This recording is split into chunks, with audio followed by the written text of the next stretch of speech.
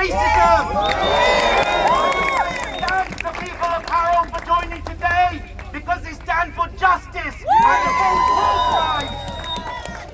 I would like to thank the people of Harrow for joining today, because as we watch the ethnic cleansing of the Arabs from Palestine unfold before our eyes, supported by our leaders, be it Rishi Sunak, Keir Starmer, and even Gareth Thomas. Shame on you! And making yourself heard, so well done to all of you! What we see unfolding in Palestine today and over the last 4 weeks has shocked us all. We've seen a complete blockade of Gaza and an attempt to prevent food, water and other resources to a population of 2.2 million, half of whom are children. We've seen an attempt to starve and kill every single person in Gaza. We've seen indiscriminate bombings in Gaza whereby almost 20,000 tons of bombs have been thrown in the region with the intentional targeting of civilians. We've seen pictures of dead children being pulled out of the rubble with their entire families.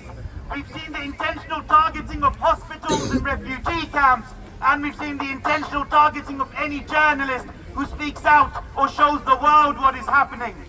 Hospitals in the region have no fuel or lights to operate, and we've heard stories of surgical procedures and cesarean sections happening without any anesthesia. The collective punishment of the people of Gaza, the blockade of water, food and other supplies, the forced movement of the Palestinians, the use of white phosphorus over Gaza are all war crimes, and those responsible should be held to account.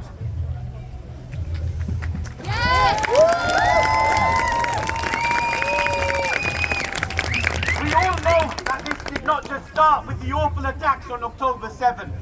We all know that this is not about destroying any particular groups in Gaza. We all know this is not about any other excuse the Israeli government gives to kill and ethnically cleanse Palestinians. If it was all about destroying Hamas, why have there been almost 150 Palestinians killed in the West Bank over the last 4 weeks? There is no Hamas in the West Bank. And why were there 300 Palestinians killed in 2023 before the October 7th attacks? What we've seen over the last 4 weeks has shocked everyone across the world who has a conscience. Everyone across the world who has a family that they love. Everyone across the world who is a human. So why is it that our politicians in the UK and in the US don't believe in humanity? Why is it that our politicians believe a Palestinian child doesn't have the same worth as a non-Palestinian child? Why is it that our leaders want this to continue?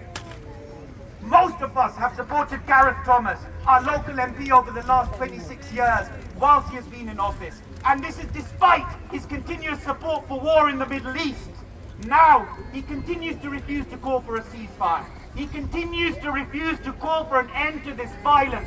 10,000 Shame on you! Shame on you! Shame on you! Shame on you! Shame on you! Shame on you! Shame on you! Shame on you! Shame on you! Shame on you! Palestinian lives in Gaza have been lost, and he still wants this to carry on. He calls for a humanitarian pause. What does that mean? He wants the bombing to stop for a few hours so he can give the Palestinians something to drink before we indiscriminately bomb them to death again? What nonsense! Shame! Shame on you! Shame on you! Shame on you! Shame on you! Shame on you! Shame on you! Shame on you! So today we have to let it be known to Gareth, we will no longer blindly support him. We voted for him in 2019 when he ran under a manifesto that called for an end to arms sales to Israel. We voted for him in 2019 when he ran under a manifesto that they said there can be no military solution to this conflict. He must know that he is complicit in the Israeli war crimes. He is complicit in the death of Palestinian children, and he is complicit in the bombings of hospitals and refugee camps. We are here today and we have just one demand. We must call for a ceasefire now. Ceasefire now! Ceasefire now! Ceasefire now! Ceasefire now! Ceasefire now! Ceasefire now! Ceasefire now! Ceasefire now! Ceasefire